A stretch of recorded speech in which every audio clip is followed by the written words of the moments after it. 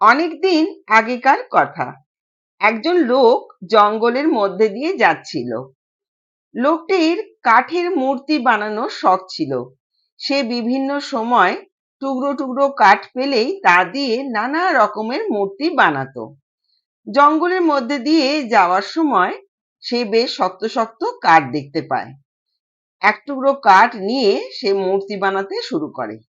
যেই না সেই কাঠটাকে কাটতে শুরু করলো, সঙ্গে সঙ্গে কাঠের মধ্যে থেকে একটা আওয়াজ ভেসে এলো, আমাকে কেটো না, আমার ভীষণ লাগছে, আমাকে ছেড়ে দাও। এই কথাগুলো শুনে লোকটা কাঠের টুকরোটা আর না কেটে ব্যাগে রেখে দিল। তারপর আবার পথ চলতে লাগলো।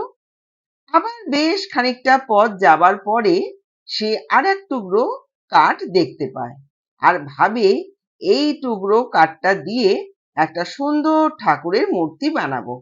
আর সেই মতো সুন্দর একটা ঠাকুরের মূর্তি বানায়।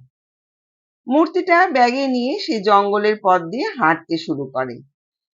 হাঁটতে হাঁটতে হাঁটতে হঠাৎ পথের ধারে একটা মন্দির পায়, কিন্তু সেখানে কোনো মূর্তি ছিল না।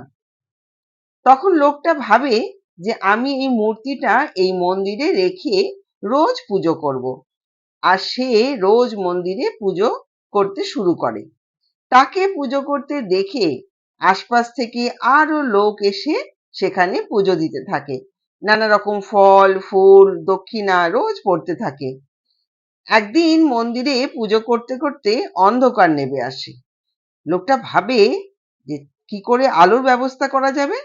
তখন তার মনে হয় যে তার কাছে এক টুকরো কাঠ আছে, যেটা জঙ্গলে কুড়িয়ে এসে নিয়ে এসেছিল। সেটাকে জ্বালিয়ে একটু আলোর ব্যবস্থা করা যাবে।